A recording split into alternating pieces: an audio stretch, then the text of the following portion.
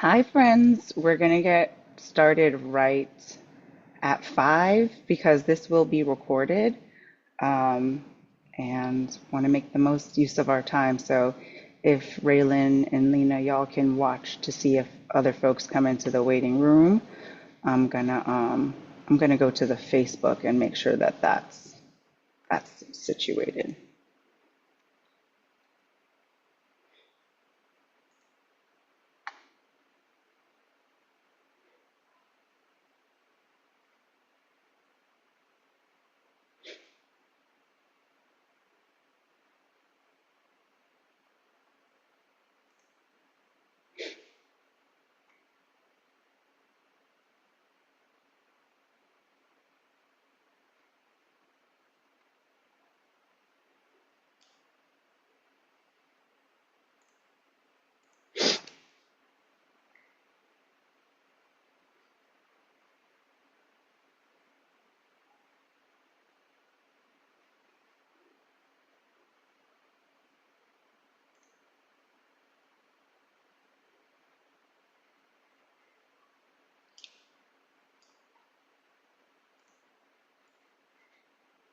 Okay, so I think we are live on Facebook.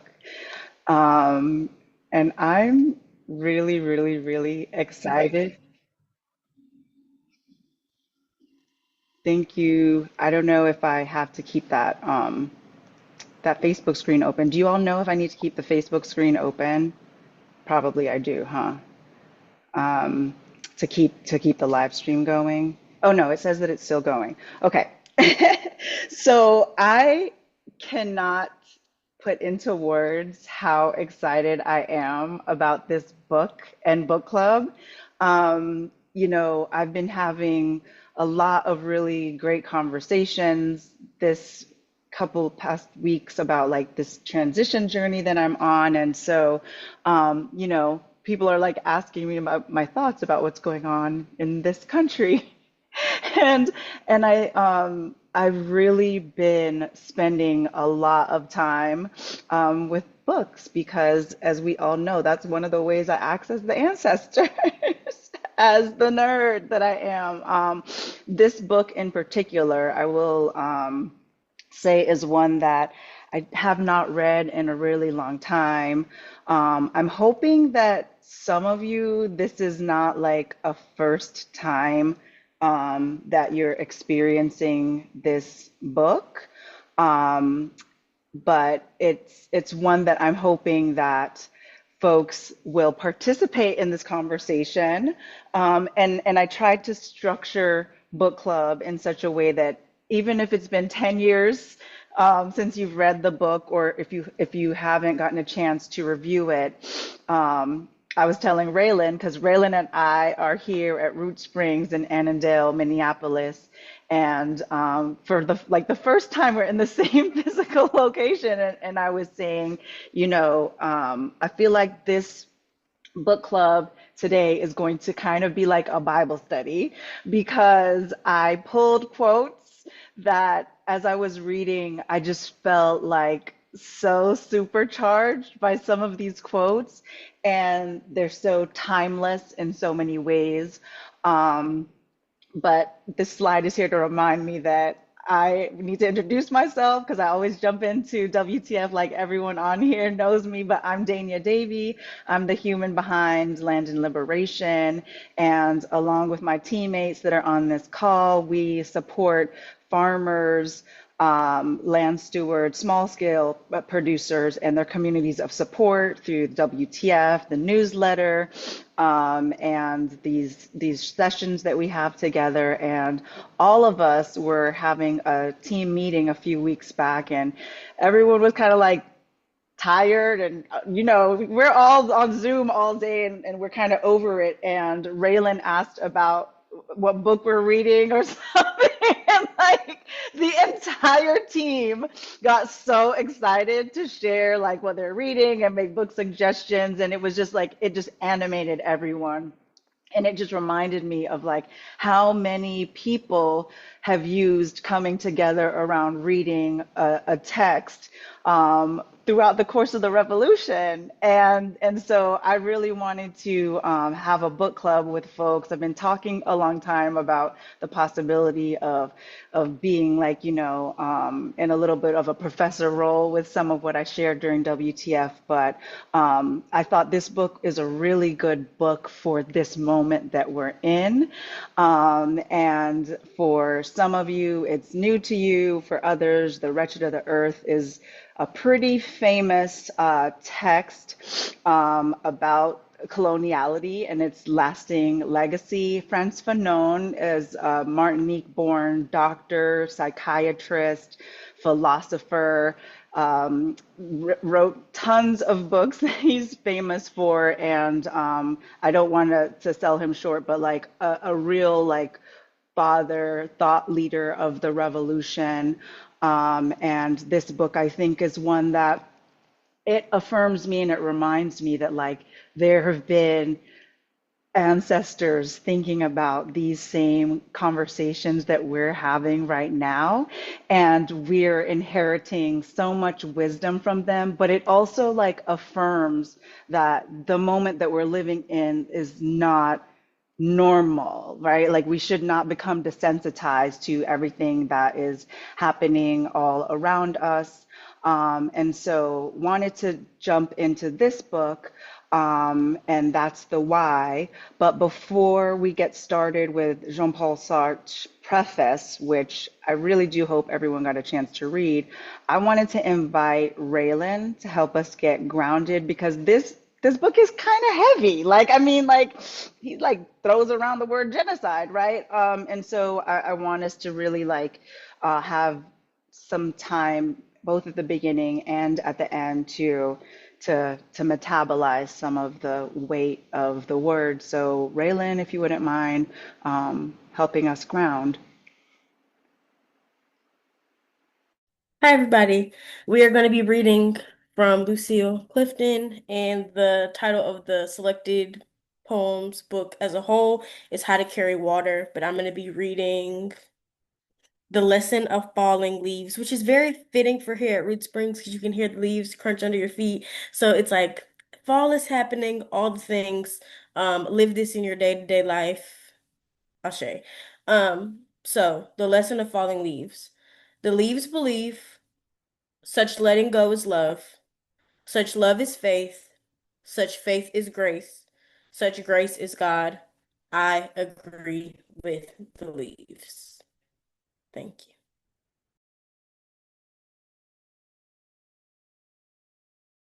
Thank you, Raylan. And, we also had Equinox, and it's the fall of an empire. Like, I mean, it's the season of fall in more ways than one. So thank you for sharing that. Like, I feel like there's multiple meanings to fall this 2025 year. Um, Jean-Paul Sartre, French, all of the things, like a Nobel Prize winner, like a, philosopher, playwright, author, thinker. And I really think this preface like is like a standalone work of art. I feel like it is such a really good call in to his community that he was writing it for. And you could probably tell by his name, he's French. And I just really appreciated his perspective, and especially when he was like, this book like doesn't need a preface. And I'm still going to write one because I need to make sure that my fellow countrymen understand the weight and the gravity of what this piece of art, The Wretched of the Earth, is really sharing and presenting to us.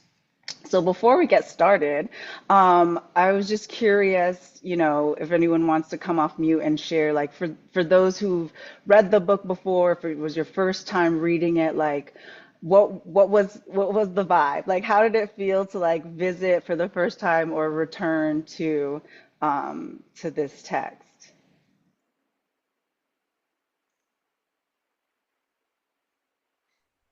I'll come off mute if nobody else wants to go. So I came out of the political science department at Howard University. So Franz Fanon was really, it was like the second generation of mandatory Caribbean Antillean scholarship in the political science department. And so really I fell in love first with the Aimé Césaire and the Negritude movement.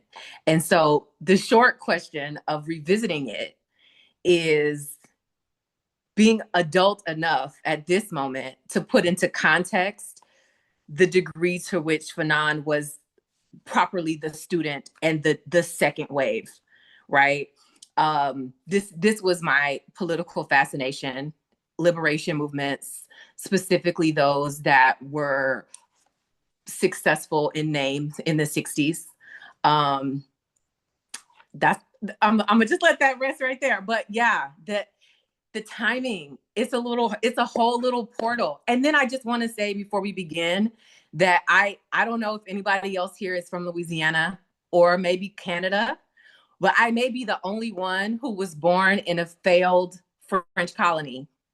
So of course they made us learn this language in class, and so much identity has been erased by the colonial process of assimilate. So yeah, it's near and dear to my heart, all these Francophone revolutionaries, because yeah, Louisiana. I'm gonna just check in and check out for Louisiana on the failed French colonies in the West. Thank you so much, Jerry. That was awesome. Is there anyone else have reflections that they'd like to share before we get started? I would like to share. Yeah, go ahead. Hi, everyone. I'm Lena from the Land and Liberation team. I too have come from the Howard University Political Science Department. And wow, the Wretched of the Earth Let's was go. the Wretched of the Earth is definitely just such a foundational read for me. I'm coming from a Caribbean context. My mother was in the People's Revolutionary Army of Grenada, and then my father is also from a former failed French colony, St. Lucia. And I've just been living as, a second generation or first generation American here. And I feel like this book was the first time, and I have it, right here.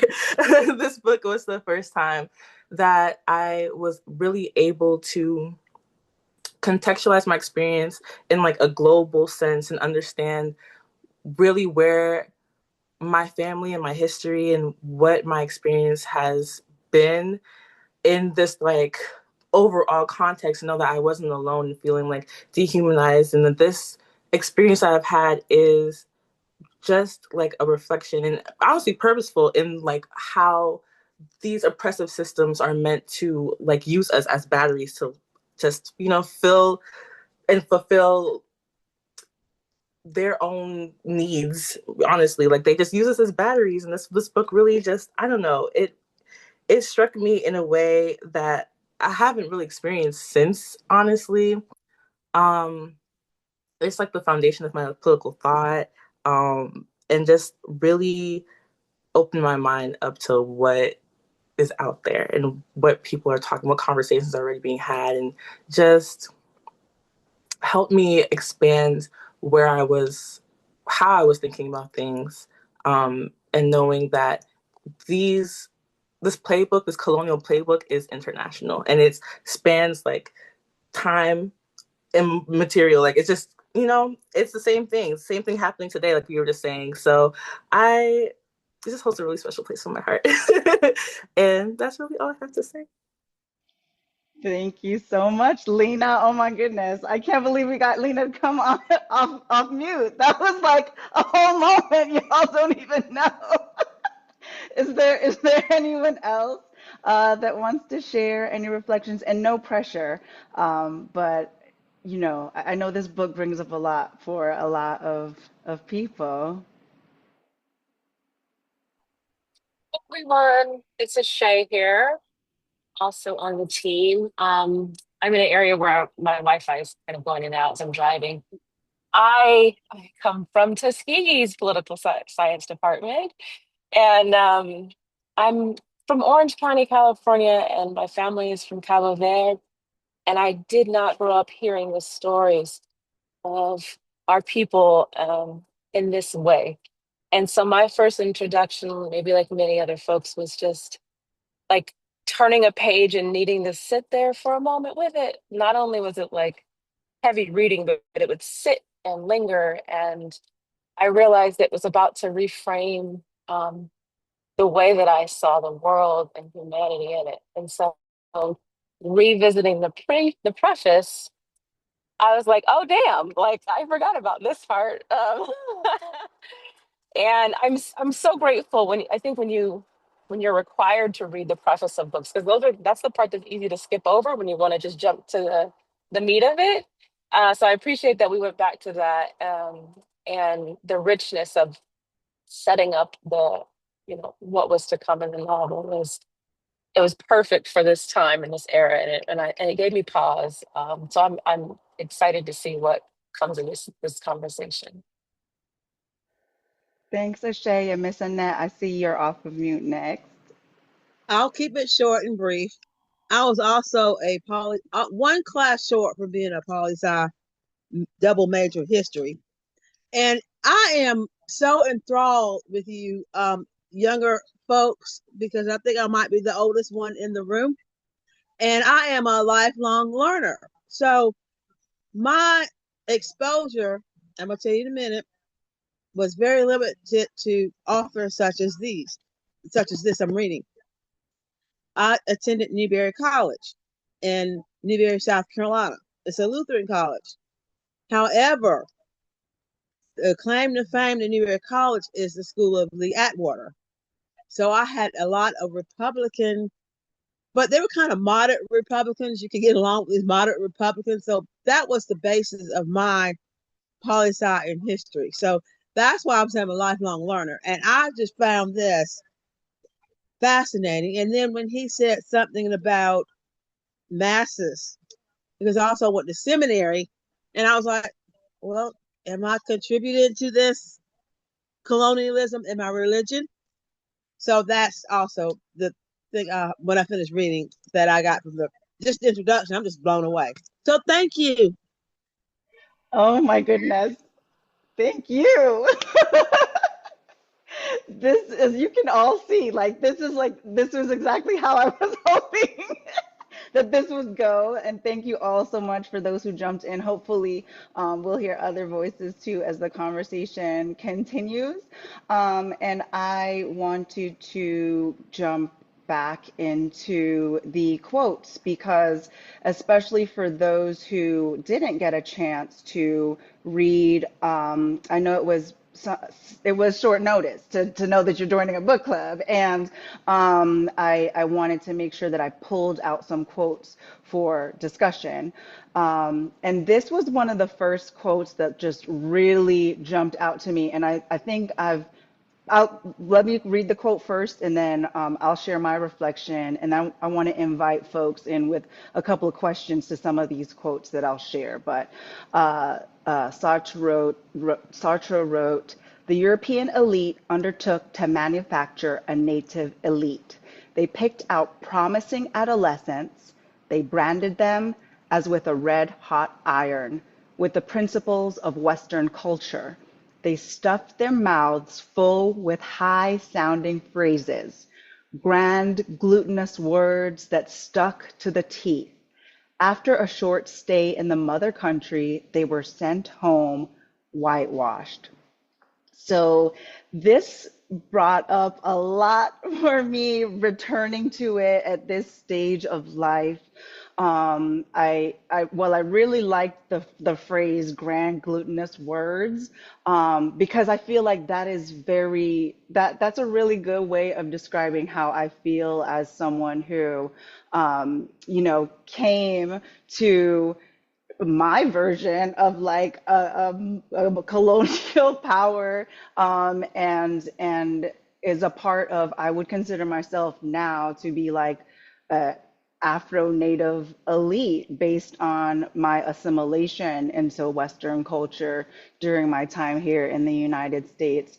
But I'm really curious from that reading what folks thought, or what were some of the things that jumped out at you from that particular passage. Hey, it's Adama. I'm just gonna jump right in. So, y'all, I'm at that point of menopause where the file for nouns, the names of persons, places, and things just disappears at the, most inopportune times, right? So, help me out. The countries that were colonized, what is the name? It starts with a C, but not, they were colonized and they are independent now. But anyway, where I'm going with this is because I live between the US and Ghana, I have a fresh eyes, I guess, because, I've been back and forth between Ghana, but in 2020, like I moved there and I was there and, really got to be on the ground and see. Um, and the games, I can't think of the name of the games, but there are these games that are held in England that the former colonies, like the presidents, they participate in. The They go Commonwealth back to Games. London. Thank you. Commonwealth. See, I told you it started with C. Yes, the Commonwealth Games, right? And I'm just like, are you serious? And then a woman who repatriated, I was speaking to her, her parents moved to California and she really was having a hard time understanding them. And so I said to her, I was like, well, I was like, think about it. They were trained, they take them to London, they, first of all, no, Cape Coast, let's get clear. Cape Coast, where I live in Ghana, is where all the schools are. So the elite sent their kids from Accra and other parts of Ghana out to Cape Coast to go to the schools with the Jesuit, priests and to be trained. And from those schools, they then graduated and went to Cambridge and Oxford and, all of that stuff. So it helped that woman understand what was going on with her mother, because that conversation with her put things in perspective for her. Because they were like dissuading her from coming back to Ghana and resettling, back in Ghana. And so that was interesting. But I just wanted to share with, like, I saw in real time, with those in power, right? Like that very thing happening in Ghana. It was like, wow. So that's it. Yeah, thank you for sharing. Very interesting to hear the international perspective on that. Are there others who have a reflection on that particular passage? Because I have lots of quotes. Like, you don't have to feel any pressure to jump in on this one. I have one. That one comes so early in the text, right? And it did jump out at me. I just came from Warriors, Healers, Builders training with Mama Afia and Baba Wakesa.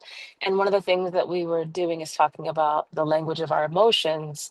And everything they do brings it down to a child's level. So we will really just say, I'm sad, or I'm happy, or I'm mad. And I remember thinking, when we have really simple words in our lexicon, it reminds us of the sensory experience that I think all of the fabrication of the larger words removes from us. And so we begin to feel like we're poor communicators when we're really just using too many words to express the way that we're experiencing the world. And I think, in this text, it's like a reminder that it's by design that you fabricate and puff up and use padding around things so that you never really get to your point, to the feeling or to the destination that you're going, if all you can do is pontificate about it, right? So, and I think it comes so early because all like when you end up reading the text, that's how it feels. Like I'm like, wait, what does this word mean? I can't even pronounce this one, right? And Yeah. so it's almost like this duality of Yeah. setting you up to be like, they stuck it in our mouths, and now here it's in yours too. So Yes. Oh, that was fire, Ashay. That was, it is really interesting, you know. I mean, I'm not sure that philosophers can speak in less than SAT words.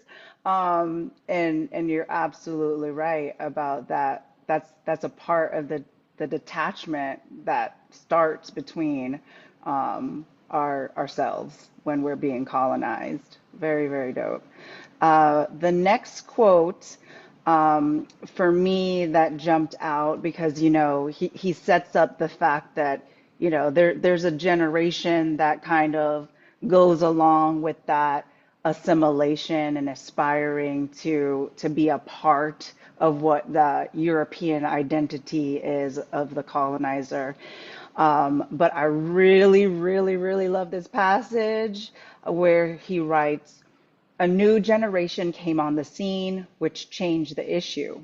With unbelievable patience, its writers and poets tried to explain to us that our values and the true facts of their lives did not hang together. They could neither reject them completely nor yet assimilate them. By and large, what they were saying was this: you are making us into monstrosities. Your humanism claims we are at one with the rest of humanity, but your racist methods set us apart. And then he says the colonial administrators do not need a philosopher to tell them that uneasy consciences are caught up in their own contradictions. But of all of that, the part that jumped out at me the most was where he says they say of themselves, they will not get anywhere, so let us perpetuate their discomfort. Nothing will come of it but talk. And it reminded me of this billboard poster I saw when I was in Canada that said, better well done than well said. And so the floor is open for folks that want to weigh in on any part of that passage.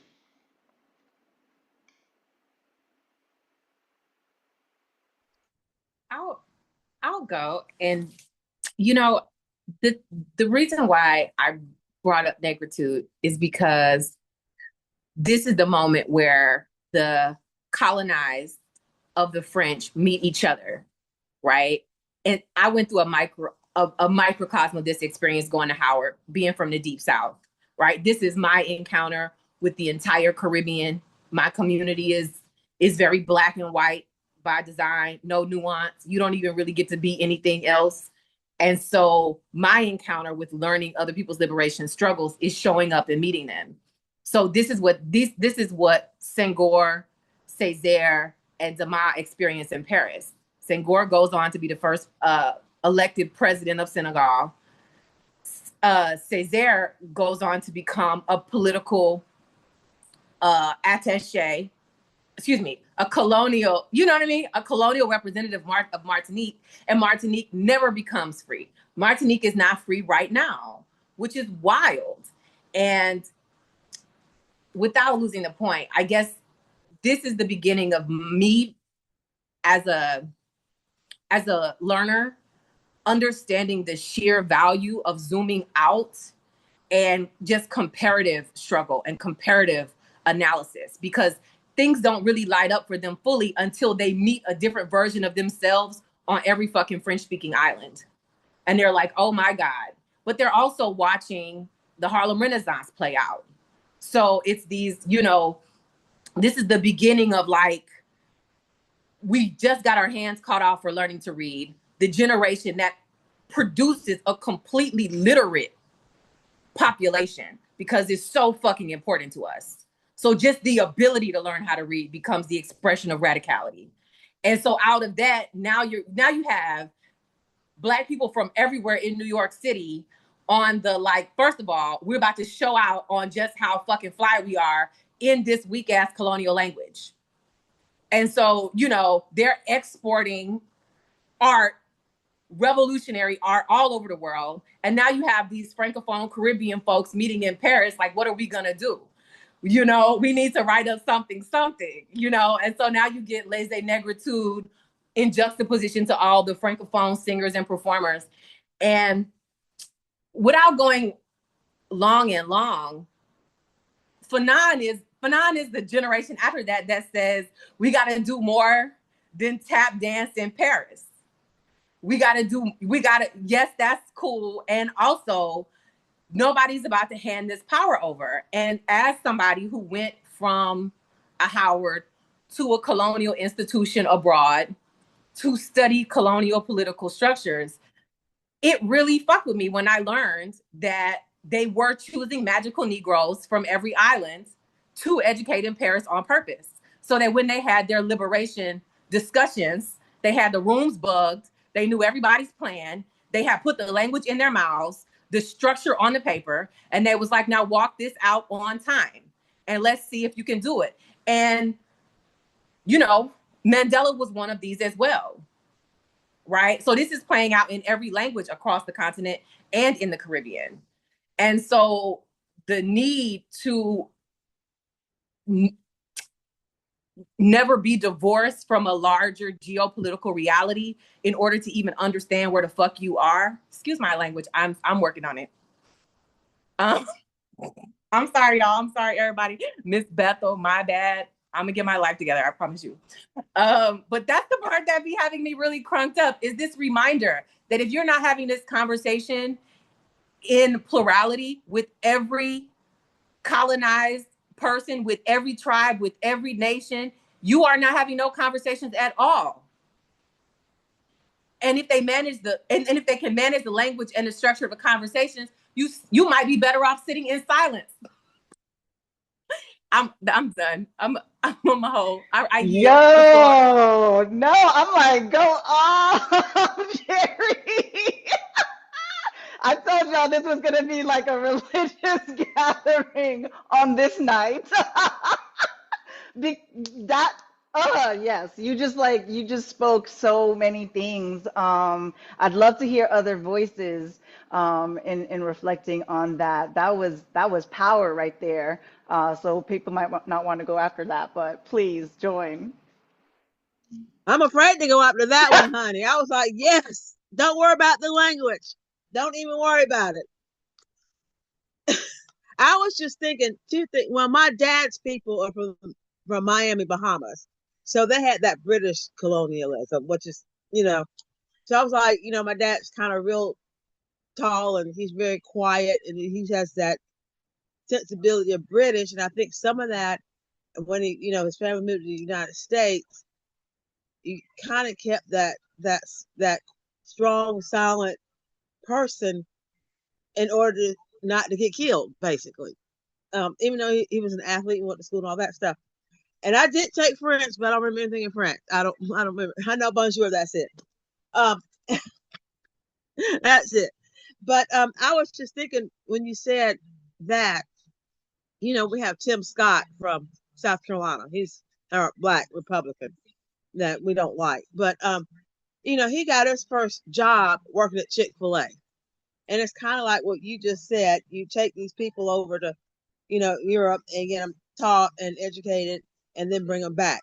And I see that in Tim Scott. He was around all these Chick-fil-A, evangelical, conservative Republicans that he's lost. I hope that makes sense.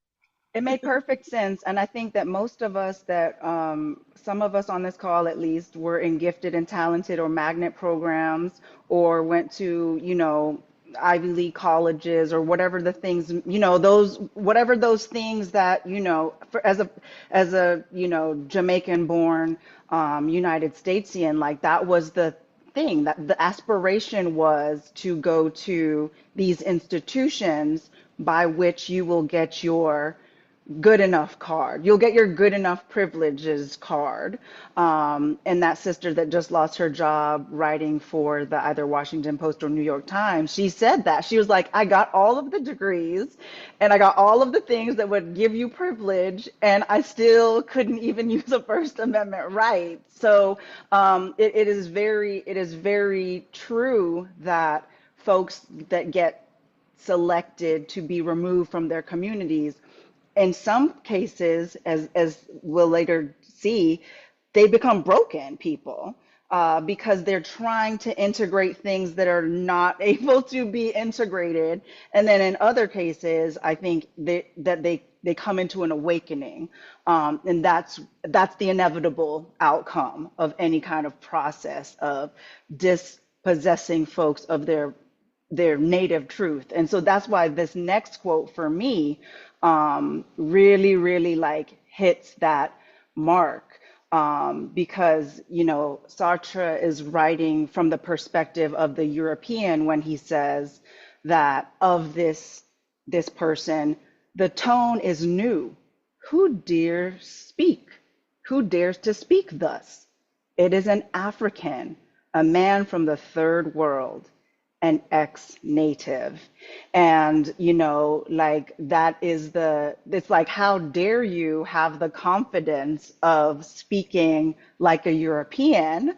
And so now, because you're not European, even though you have put on all of the, you've assimilated as best as you can, you put on the clothes of assimilation, you're an African, and then you're an ex-native. So in the way that the colonial project creators are looking at you as, you'll never be able to put lipstick on a pig. Like, you'll never actually be European. You can speak all the French you want, right? And so that quote really jumps out at me, because he's like, they're getting called an African now, and ex-native, and those are words that are supposed to be like dog whistles of dehumanized states of existence. So that's one of those quotes that jumps out at me. And then because I have a lot more quotes, I'm going to move on to the next one, but do feel free to raise hands and as we continue. Because this is one that I felt like I started to get like really giddy when I stumbled back upon this quote. When Fanon says of Europe that she is rushing to her doom, far from sounding the alarm, he is merely setting out a diagnosis. And he certifies that she is dying on external evidence founded on symptoms that he can observe. And so one of the things that he is saying there is, Fanon is actually not trying to save democracy. Like, Fanon is like, I am not invested in the European colonial project. The European colonial project, by its fruits, it's rotting.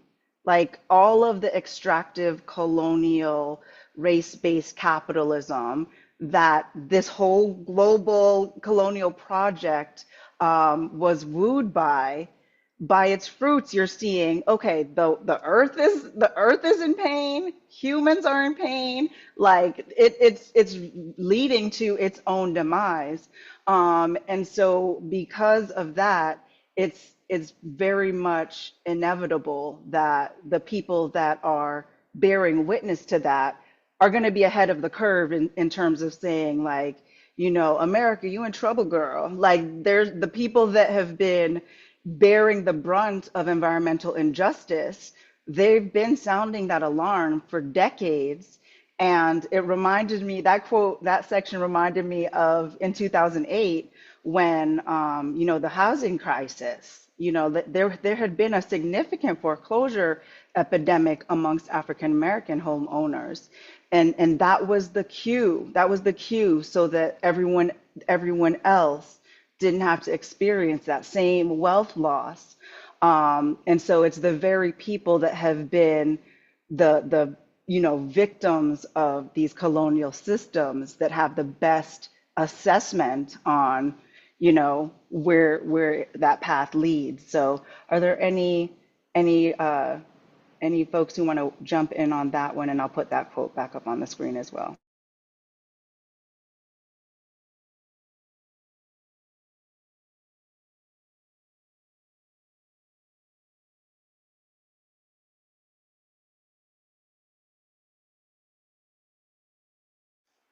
Okay, we can go on to the next quote. I did want to ask after this quote, I want to ask how folks respond and react to the phrase third world, because I always loved the phrase third world. And maybe it's a generational thing, but when I was at Brown, we had a third world center. And then eventually we had a program called the Third World Transition Program, which is how they brought, people of color to campus who they assumed we had never been, in close proximity to institutions like that. And so they were trying to pre-assimilate us into that setting. And it's now had its name changed because there was a lot of pushback on the use of that phrase. But at this point in history, it was a phrase that people were using as a reclaimed phrase to empower revolutionaries. And so Sartre says, the third world finds itself and speaks to itself through his, being Fanon's, voice. Enslaved peoples are still to be found, some who have achieved a simulacrum of phony independence, others who are still fighting to attain sovereignty, and others again who have obtained complete freedom, but who live under the constant menace of imperialist aggression. So any reflections on third world or the role of Fanon in kind of being the voice of those brothers and sisters in the third world? Anybody want to go? I don't want to take up too much space. I have a comment though. I can come from a Gen Z perspective on this one, which I think is funny, that a lot of Black and brown kids of my generation call America a third world country and a Gucci belt. And I think the use of the language, us as Black and brown kids understand that us as Black and brown kids are the third world aspects of America in the Gucci belt, while everybody else is experiencing the Gucci belt aspect of America. So I'll just say from that sense, like we were ahead of the curve. I don't think we, as people were popularizing the phrase, they knew what they were saying and they knew the perspective they were coming from. But now having context and things of that nature, like they were on to something. The children were on to something.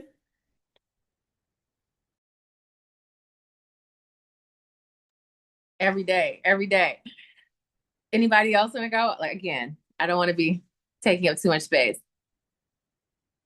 I was just gonna say the things that come up for me specifically. So, I encounter third world from the political usage functionality, right? In an academic space. And what is important to me is what it means to group 80% of the global population as third world and why it's used. And in my professional experience, the distinction of the third world is, even now, even today, which is the real reason why I wanted to make this comment, has everything to do with how you are defining political realities. And so if it's happening in the West, inevitably it's going to be defined completely differently, as it will when the same thing is happening in the so-called third world, which is the rest of the world, right? No greater examples of this than than this man in the White House going to the UN acting like a clown in front of the entire world, clowning in front of the world. Because the thing about Western exclusivity and definitions in front of the entirety of the world is that nobody else is confused, right? Even Europe is not confused. They play their games. They will fall in line with xenophobia. They will acknowledge that they can't have everybody colonial come back in droves because the healthcare system can't support it. But even they are not confused. And so the need to define things distinctly based on what world it happens in is utter delusion. And so to attempt to move forward in any political context, acknowledging reality, makes you have to navigate between these terms and understandings. I'm in Louisiana. Today they shot up the building at ICE. I'm not laughing at death. No, Jimmy Kimmel. Don't want to get Kimmeled, right? What I am saying is that what we have to watch, which is what Kimmel really did. This is crazy, right? What's crazy is he gets flagged for a lack of sensitivity for playing the fucking news. He doesn't really make a joke at all. He plays back the news in verbatim, and the Mirror is enough for a white boy millionaire to get shots fired. So in this moment where somebody is on the roof taking shots at ICE, now you have Ted Cruz using language that is fucking delusional for his political ideologies. My bad, Miss Bethel. He's saying language matters. We can't, let me tell you something. Language produces violence. You can't just, the rhetoric. You have to be accountable for the political rhetoric. So the outrage at the rhetoric beyond the violent acts is the specific type of psychiatric disease that Fanon is discussing. So the one thing about me being reintroduced to Fanon as a real grown-up is my own sensitivity to the fact that he was actually a psychiatrist. And so because of his real wartime experience, he fights on behalf of France and then shows up as a psychiatrist in the Algerian-France conflict. And so you have his frontline experience and witnessing of violence really informing what he has to say. So the whole second half of the book is talking about the psychic damage of the colonial experience and how it screws these colonialists over as well, whether they can see it or whether they cannot. So now you have a whole populace that can't even conceptualize a political violence that is indiscriminate based on ideas. This is what the fuck we've been saying the whole time. Watch your words, watch your mouth, watch who you demonize. Now this joker who banned all the fucking books in Florida that matter is on the news screaming about, you gotta watch what you say because people could get hurt while they abduct people off the street. Anyways, I'm gonna mute myself as a self-regulation. But what do you think about the third world? You know, who gets called a refugee? Who gets called a terrorist? Who gets called a freedom fighter? Who gets to be president with 89 felonies? All of this is determined by how you define which world they're in. And so when the worlds converge, people, specifically Europeans, have to come face to face with the reality that violence is an energy. It's a current. It don't stop with us, stupid. They shooting at you too. These little white boys that you made that hate everything and everybody, they shooting at you too from the roof. And they don't know what to do. And that's the moment, that's the political media moment in America that I think is absolutely fascinating from a political perspective. No Jimmy Kimmel, not celebrating death and whatnot. But the fact that they're in Texas talking about now we need to police language because it's getting too much, that shit has me, it's wild. I rest. I mean, it was, thank you, Jerry. Like you drew the through line. And I think that one of the things that Sartre does a really good job, we're going to go into the second half of the preface now for the rest of the time, but like Sartre does a really good job of like setting up the Europeans, in particular the French, because he's speaking about what was happening in Congo and Algeria in that particular moment when he was writing. But you're right, like, you know, this next quote is he's saying like, this is the mirror. This is the mirror that Fanon is holding up to us. Like the folks who are now finding solidarity are those folks whose differences are borne out of colonial history, in other words, of oppression, and that the colonizer has played a double game. The colony is planted with settlers and exploited at the same time. Europe has multiplied divisions and opposing groups, has fashioned classes, and I don't know why he said sometimes, but sometimes even racial prejudices, and has endeavored by every means to bring about and intensify the stratification of colonized societies. And then this is where he comes with the switch up, because that's just like the context. And now he's going to talk about what revolution is going to look like, because it's not if there's a revolution, it's not, the possibility, oh, we should be afraid that this could happen at some point. He's really speaking to the FAFO, right? And so he specifically calls out, and I got really excited because whenever I see rural masses, I get really excited because I'm like, thank you so much for naming a truth that there's so many peasant organizers, there's so many farmers, so many farm workers, so many rural folks who are a veritable reservoir of a national revolutionary army. In those countries where colonialism has deliberately held up development, the peasantry, when it rises, quickly stands out as the revolutionary class, for it knows naked oppression. And one of the things that really jumped out at me in particular about this is the way that United Statesians talk about folks who live in rural communities. But this is the reality that we're all seeing unfold in real time, is that there's been deliberate efforts to hold up development in certain countries, in certain regions. And so, when you know nothing but oppression and how severe starvation and the intentional withholding of your government of resources from making their way to your community, there is only one possible outcome for that.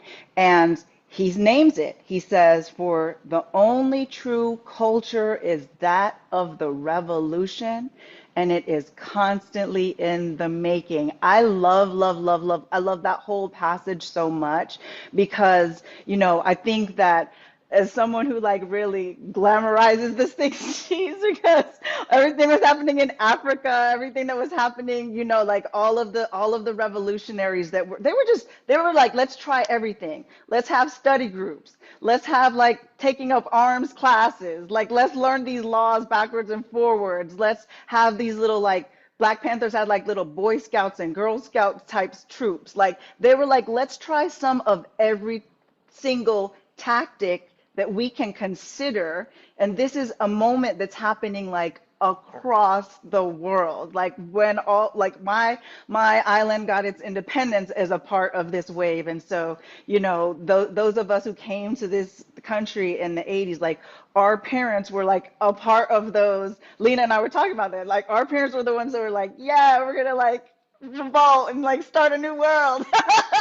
And so I do think with a lot of excitement about we get to be defining what revolutionary strategies and tactics we're going to be known for. And it's not that we missed out of the revolution of the 60s. It's just that we're in a different revolution. We're in a different revolution, but the foundation, the roots, the oppressor, the tactics, the ways of dividing and conquering, those are not new.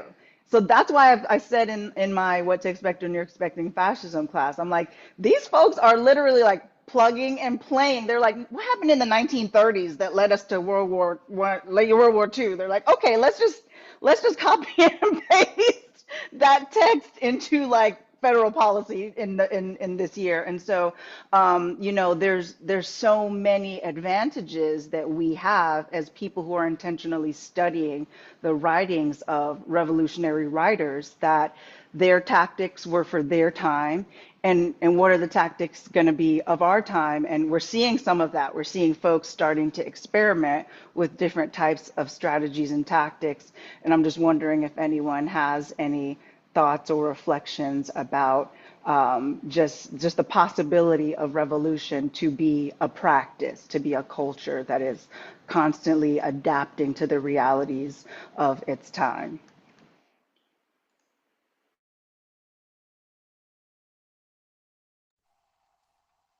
I appreciate this question. I'm often sitting thinking, how much do folks know they're a part of a revolution or of a renaissance while it's happening, right? So the story we tell in retrospect is that this is what was occurring. This is how we know historically this movement matters. But like right now, we don't even know what this time will be called in our lives until likely our lives are over. Um, I also wanted to highlight the part you said about like the peasants and the farmers. I'm thinking of when I was just reading about Amilcar Cabral again. We can forget, as a revolutionary, right, wanting to bring his people freedom in Guinea and Cabo Verde, he was an agronomist first, right? And so he used the tactics of the land and of the soil, the things he'd been studying of the earth. And so I always appreciate when, like you said, things come back to the land and to, again, really the really simple words and the study of nature to say, we can go to nature and call it getting our peace, but usually we go to nature to remember that we're wild things, right? I remember the African proverb of, um, the child who is not embraced by the village will burn it down to feel its warmth. And so we're the children, being American folks right now, we're ready to burn down the village who never embraced us, right? Because we can be cloaked in the illusion of, like you said, growing up in places where your excellence is the model and you think that you've made it and you can follow all those rules. And I remember I have a good friend, Dr. Kwa Imana. He runs a homeschool network in Upper Marlboro, where over probably there's 70 or so Black families that our children were groomed under. And he graduated number one from Morehouse in 2000 as a valedictorian. And he gave the speech on the stage. He was presented with a Rhodes Scholarship and he rejected it in front of all the other Rhodes Scholars that came before him. And he said, me accepting the Rhodes Scholarship would be like, a Jewish person accepting a scholarship from Hitler, right? And he went on to Brown and graduated and, now is a principal of a school. And he said, I did everything I was supposed to do only to show you that I'm still this man in this country, right? And so that's the stories that we continue to tell. It doesn't matter what game you play.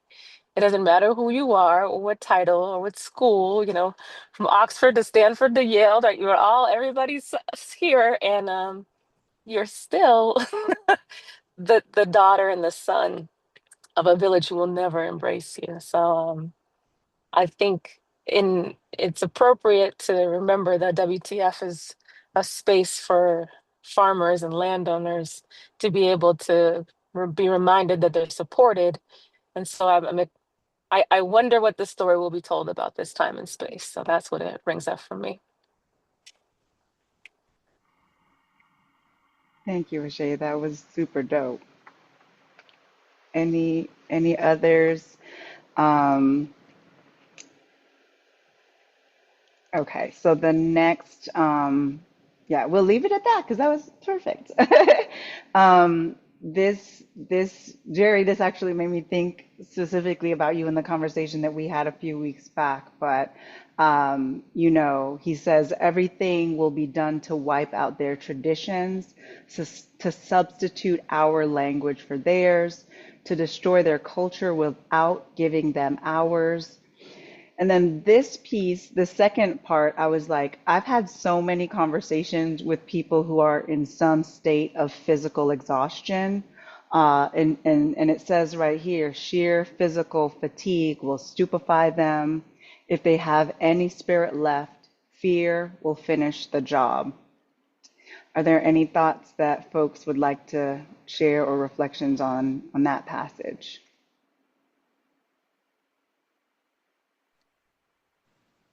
I I'll take a half a second to just say that the zoom out for me was Fanon's warning that essentially he warned that if you compromise with colonizers, you'll end up with an Africanized version of the same colonial structure, right? And we know what that looks like when they have externally selected persons be the blackface of political oppression.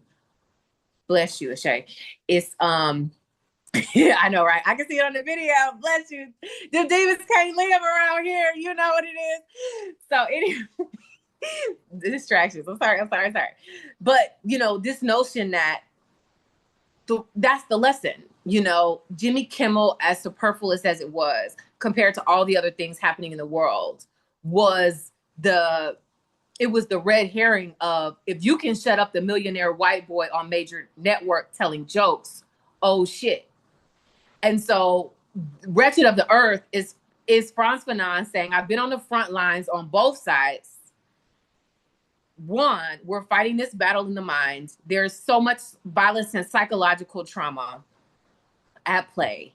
So first things first, the information that wants to act like the violence is not real, right? In the ways that they want to gaslight you into believing that nobody died unless it was an ICE agent, right? And so that's what I would want to put forth, is that Frantz Fanon uses the Wretched of the Earth to warn his own country about compromise. It's saying, if you compromise with them, if you let political elites strike these deals, we'll never be free. And they still aren't. So with the message of fear, the truth is going to be the truth regardless. The violence is not about to change. So don't let them gaslight you into thinking freedom-based responses are in fact demonic. Because the truth that we know is that you can sit there with all your well-intentions, with all your Africanized ancient humanity, and they will still deny your personhood as it exists separate from them. And I think the warning is twofold, right? You have this whole generation of folks post-slavery trying to write themselves into humanity. Is such a weird little experiment to watch in hindsight. But Fanon is not in that category. He's in the category of the leaders who went to colonial school, then went to Western European institutions to try to learn more about colonial structures, who then become externally selected to run their countries so that they don't get annihilated with all the violence, who still may or may not end up free. And so I think that, without taking up too much time, the lesson is, not only is fear illusion, but if you're going to be unsafe, you might as well be fearless, because you're going to pay the cost regardless. You don't even have to take up arms. The free thinking, the dig through the archives is enough to be targeted. You can't replay the news in America without being silenced. And that's from rich white men. That's what time it is. So anyways, that's all I want to say. Thank you so much for this opportunity. This is the highlight of my week. I love you all. No, we're really, really like that. We're not closing yet. We have a little bit of time still left together, and I think it's interesting, this parallel between Sartre and Jimmy Kimmel, because it's like Sartre is not like he's giving it to his people straight, no chaser. He's not like, come on guys, we're trying our best. And like, this guy is someone that we should get behind, and we should politically like put dollars into his pocket because he's as close to human like us as possible. He's like, no, we've fucked around and we're going to find out. And I'm going to translate that to you because some of you are going to read it and say, this guy's angry, he's violent, he's militant, he's a threat to the institution or to our society. And so he was like, let me just co-sign as a white Frenchman let me co-sign that this breakdown of our false narrative about our superiority, it's on its wind down. And I'm just letting you know that, like, you can read this book and see how it's going to play out, or you can just wait. But either way, it is going to happen. The decolonial project is not going to be walked back. Like, it is inevitable. And so, you know, it's really important to me that the preface's author is someone who is from a culture who's actively in a role of trying to commit a genocide at the time that he's saying it. He doesn't wait a couple years to see when the dust settles. He's like, no, I'm going to tell y'all, like, this stuff that we're doing to these people, we're going to get our consequences of that. Like that, like Jerry said, like that energetic destruction that we have introduced into these nations and onto these people's bodies is certainly going to result in a consequence. Adama, I see your hand up. No, I was just gonna say with that quote when it came to the stupefying, um, just tiredness, right? And just looking at like I want to just say the opening of this year after the occupying regime came in, how I love the resonance of Black people. Like, you know, I really, seriously, I think Black people with was it the fan dance? You know what I mean? Like I'm saying the resonance was fall back. Let's gather our resilience culturally while we figure out what we're looking at, and that was not communicated, by word to each person, but just the resonance of that, right? As a people, it was, and they didn't know what to do with that. Like they, you know what I mean? They were like, well, wait a minute, we are doing this and this, we are threatening this, and they are out there like in boots and dancing. Like this was not what we were looking for a different reaction. So I would, not that that's all of what he was saying, but I'm just like our reaction in this time to that and how we were like, oh, resilience. Yeah. Because this is going to be a protracted struggle. That Absolutely, Adama. That, yeah, the telepathy, that the signaling, the communication, the silence, the strategic silence, the strategic rest, absolutely is for me indication that the people who have lived it are going to know that, like Sartre says, we only become what we are by the radical and deep-seated refusal of that which others have made of us. So, like, you want to call me violent, but the only violence is the settlers. And then, of course, the different tribes fight between themselves since they cannot face the real enemy, and you can count on colonial policy to keep up those rivalries. But I really, really love this because he strings together this reality that, the infighting that gets blown out, the black on black crime and all of the things that get blown out of proportion about the ways in which Black peoples, the world around, peoples of colonial oppression, the world around, are coming into brotherhood, sisterhood, spiritual, political, philosophical alignment. It really, really lands right here, which we talk about so many times in WTF. And that is, no one has the power nor the right to give anything to anybody, for each of them has every right and the right to everything. When one day our humankind becomes full grown, it will not define itself as the sum total of the whole world's inhabitants, but the infinite unity of their mutual needs. And so, when you talk to farmers and you're talking about policy and especially because policy just seems abstract.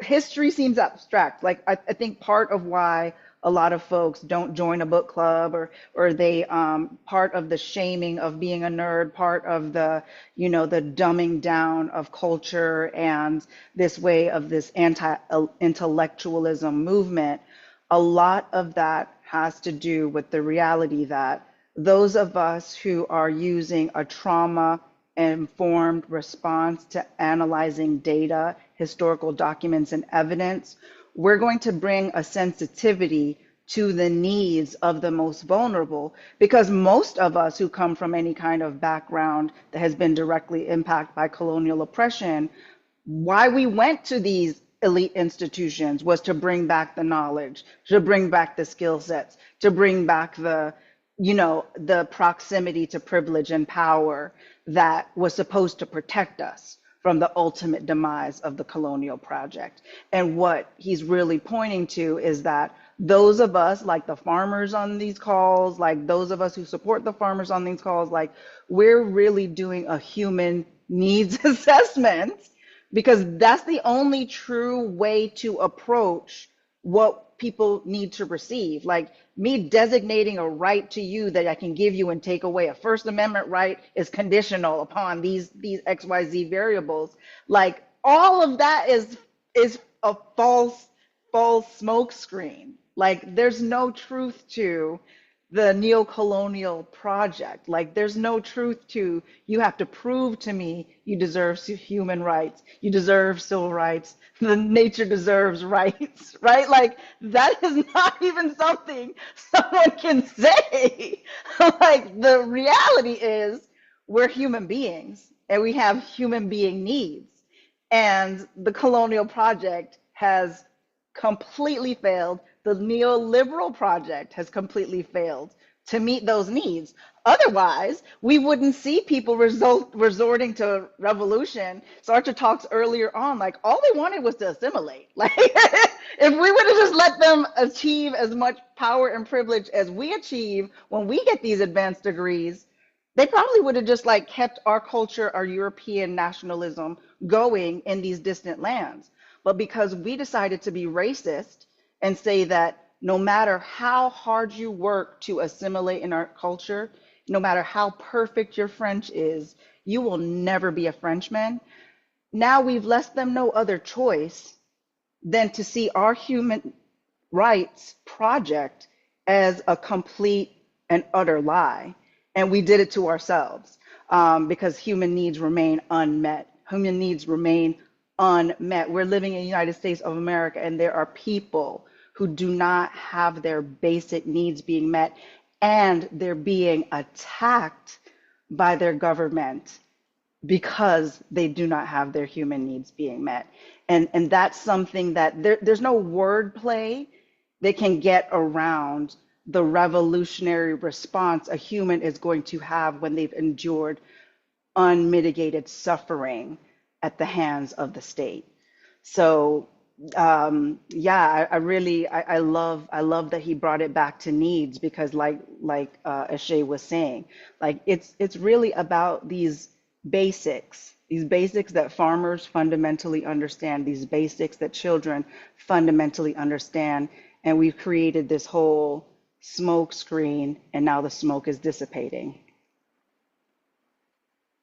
I think we have one more quote, but let me just do the one quote, and then I'll just open up the rest of the time for Q&A. And I'd love to hear other voices too.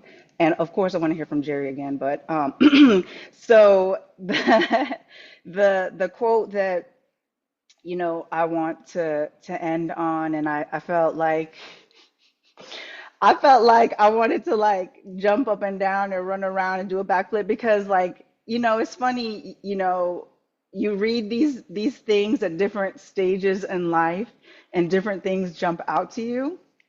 But this really resonated with me, where he's again letting these Europeans understand in the past, we made history and now it is being made of us. And I want folks to talk about like the double meaning of that phrase, and just the reality that decolonization has begun. All that our hired soldiers can do is delay its completion, but you can't unring that bell. So, with the rest of our time together, I would just love to hear and have some more dialogue.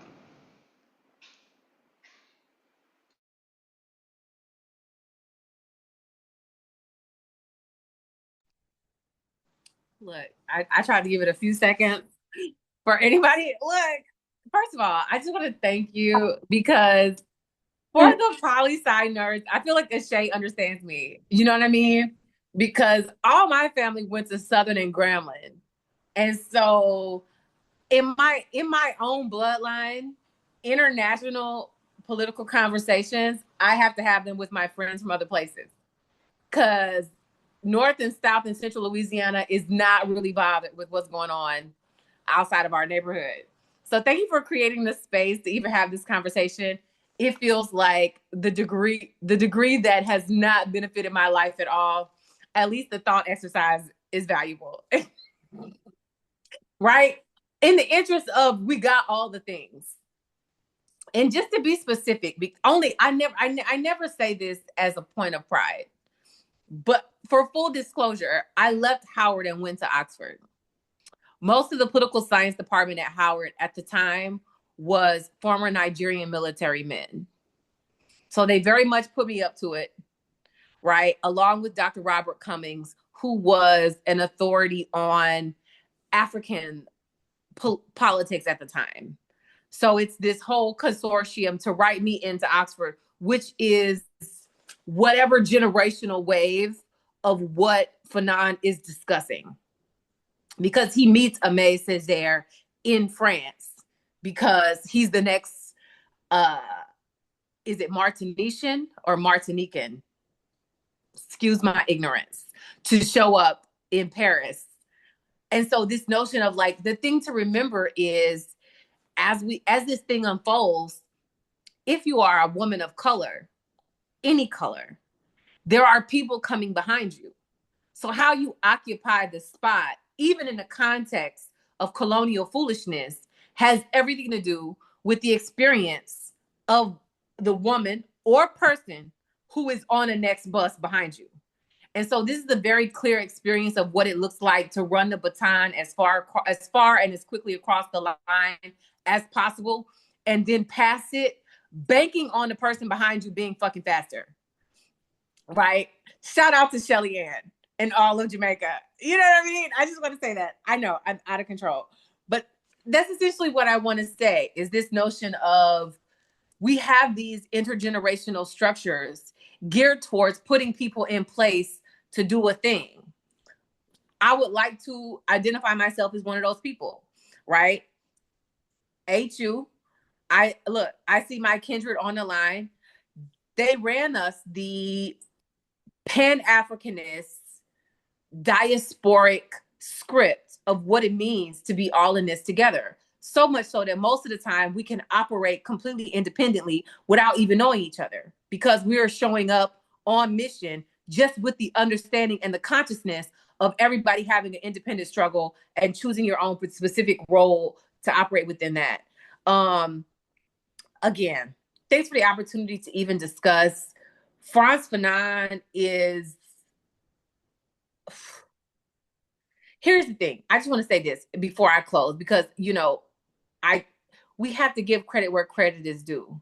And Dania, if there was ever, I hope you don't take any offense, if there was ever an example of what it means to be from a place and hold the door open for a Caribbean Antillean revolutionary scholarship, this is what it means. Because most of us have not taken a look at the rest of the earth since somebody somewhere made us read it. It's right on time. It's right on time. It's right on time. And sometimes the gift alone is us being in the space with each other in the archives, alone together, in the digital ethers, being able to be like, I can locate myself. I can see myself. I can see you. I can see the tradition that you're coming out of, because not just because I know the books that you read, but because I know the elders and the ancestors that are guiding your feet in this moment. And so just gratitude for holding the door on, this is revolutionary shit when you come out of a tradition where they were maiming people for the right to be able to read up until very recently. And so that's all I really want to say is deep gratitude, deep bow to these ancestors and leaders and fearless leaders coming out of this specific location. And, you know, Frantz Fanon is not Frantz Fanon without the entire collective. There's an army of them, and they are giants in the narrative of colonial resistance. Even when they have technically lost, they are still leaving us the playbook of how not to fucking lose. Again, excuse all my cursing. I'm just so overly excited. You know, I've been in the ag room with very little ag experience. I've been in the ag room with the poli-sci degree, where this is my most significant contribution to the whole shit. You know what I mean? In every other space, I am a learner. I am a newbie. I am a novice. I am an amateur, aside from the role that my grandmother and great grandmothers played, you know, in Black, Indigenous, agrarian culture on this land. But in this room, I at least have done the reading. Thank you so much. I just want you to, I needed a win. 2020-2025 has been a series of losses for your girl. I need a win so bad. God bless you. I rest. God bless you. I love that.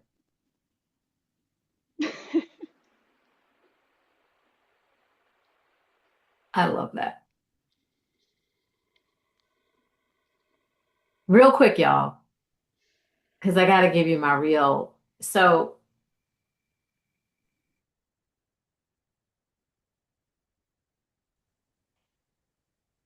went on the library, Buffalo, Erie County, Buffalo and Erie County Library, right? Serves like what is it? 800,000 people. So it's the whole county. One book. One book. One book. It's checked out, of course, but I'm just saying, when we talk about the banned books or the removing of books, I just had to just wanted to put that out there. Like, this really is revolutionary, because the restricting of even accessing, right, is happening in real time. That's it. Well, thank you all for everything. I've just enjoyed learning from everyone. And I was just thinking, when I was at seminary, I'm going to go back a little bit. Our professor, when I took third world theology, he says, not third world, it's developing countries.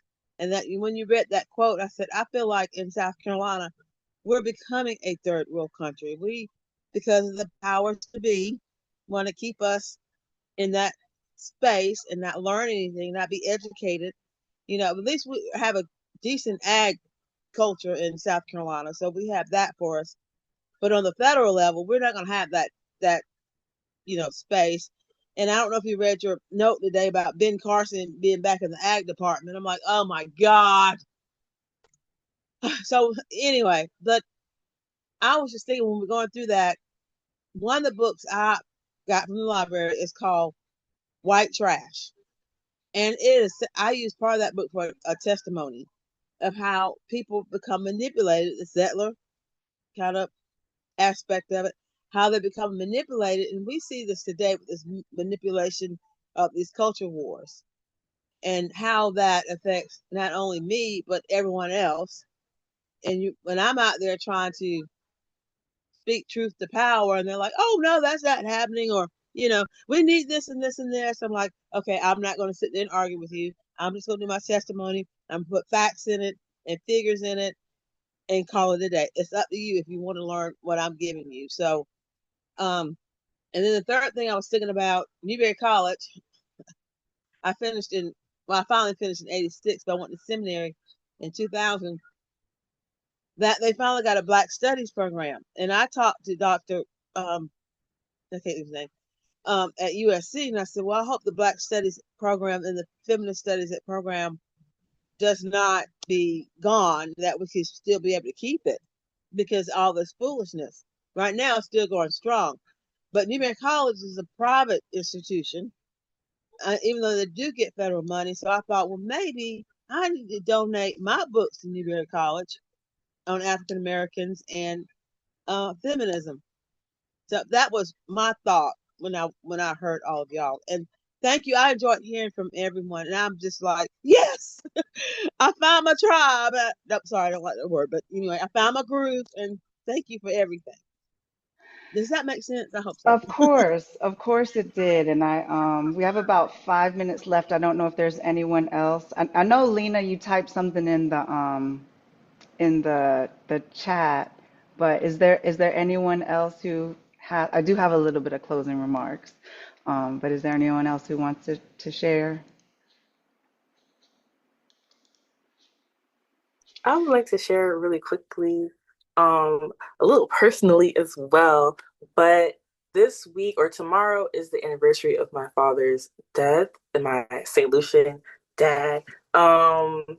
And last night I was sitting and I was like, wow, if there's like anything, I was just, feeling my feelings. And I was like, if there's anything, if you could hear me, if there's anything you have, can you give me a sign? Can we is there something in the next day? Can I feel your presence in some way? And this conversation really hit that for me, really hit that mark for me. Because I feel, even though my father didn't really get into really explicit political conversation with me necessarily, it was just like a background in our conversations in my life, and the books he had on his shelf, and the way that he approached life and community and even language. And something that was discussed a little earlier in the preface was just that concept of language and being fed these words that stick to your teeth, and your language being taken from you. And I don't know. I was just thinking about how I went to school. It was all Caribbean kids and Latina kids. That was the main demographic. I mean, it was first white kids, and then when we started coming in, they cleared out. But I had two teachers. A Haitian couple were my professors or my teachers, and the husband, he just would not speak Creole with his wife. He refused. He would say, "I'm gonna speak to you in French. I'm gonna speak to you in English." And I went and I told my dad about it, and he had a lot to say. I can't remember his exact words. I know that conversation is very it really just sticks with me. And just having this conversation and talking about where we are and what it means to this space is just so significant for me, because I feel that I've been surrounded by conversations and institutions, and being at Howard, being in this space where it's oh, this is and was this place of Black thought and Black radical thought and all of that. But the capitalist and neo-colonial institutions have really made their way and kind of infested our institutions, you know what I mean? And I'm just so profoundly grateful to be in a space where we can have real honest conversations, talk about the reality of what we're actually experiencing, because this is crazy. What we've been seeing every day in the news, and how people are treating each other, and just the reality of our material lives. Everything that we're touching in America is touched by colonialism, is touched by these supply chain systems, and it goes all the way down. We're really living in this construct that is on the back of oppressed people, on the back of slavery, on the back of our supposed justified by our supposed inferiority, and parroted back to us in our own communities, trying to save our own lives, like I said in the chat. And I don't know, I am just so grateful to be here, and to be struck so deeply. I feel throughout this conversation I've been just reflecting on conversations I used to have with my dad. And just thank you, everybody, for being here and having the space. I really appreciate it.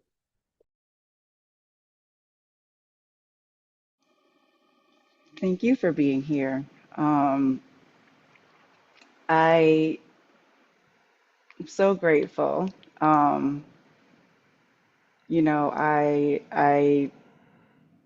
it's funny how many references came up for those of you who've been to the continent and um, the direct conversations about the Caribbean. And it's interesting because even though I'm born in Jamaica, like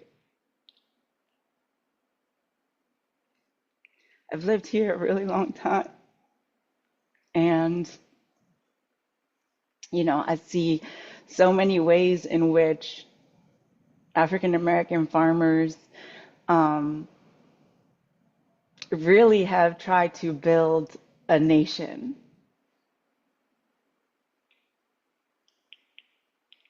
And, I think even just thinking about the ways in which we have these love letters from revolutionaries past, and we have this new opportunity to define what our revolution would look like. I just think it would be really cool if all of us were defining, African American nationhood um, as something that, you know, is deeply, deeply a part of um, that beautiful revolutionary inspiration of people all around the world in all the post-colonial places. I feel like we're all post-colonial Africans. We're all ex-natives who've had our indigenous languages and religious practices and foods taken away from us, and the ways in which our farmers and our seed savers and our land stewards continue the legacy of those practices.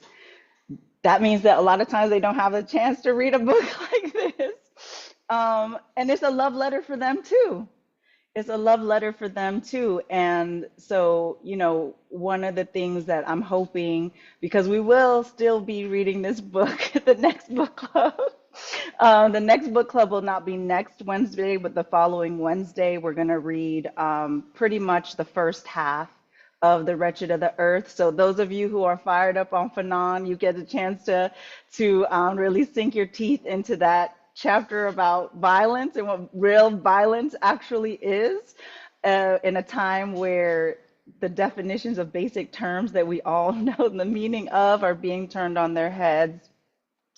I just think it would be beautiful if, in the same way that multiple nations recognized Palestine as a state, as a nation state, like African American contribution to the world, to the African liberation of all of us post-colonial citizens, is something that I just really feel proud that I've had a chance to really be in close relationship and community to. And so, as we go into the next part of that book, like I'm really grateful to you all for like understanding why it was really important. It wasn't just because I'm going back to the Caribbean. Like it's like this is one of the love letters that I want to give to you all, is that, the farmers that we support, this is a story that's for them too. And it's really important that as our mouths have these glutinous words that stick to our teeth, we figure out how to communicate the message so that they can be seen and felt and know that this revolution is inevitable because of them and because of the wisdom and the relationship to the land that they've been stewarding, so that we have the things that we that meet our basic human needs. So with that, I'm going to let you all go. The Facebook dinged me for like using a copyrighted song. So we'll have to figure out a way to have a dance party next time. But I love all of you. I'm grateful for you all being here, and look out for the newsletter for the exact pages of the next section for our book club. Thank you so much for coming. I Thank love you you. Have a good all. week. Bye. Bye. Peace, y'all. Bye, everybody.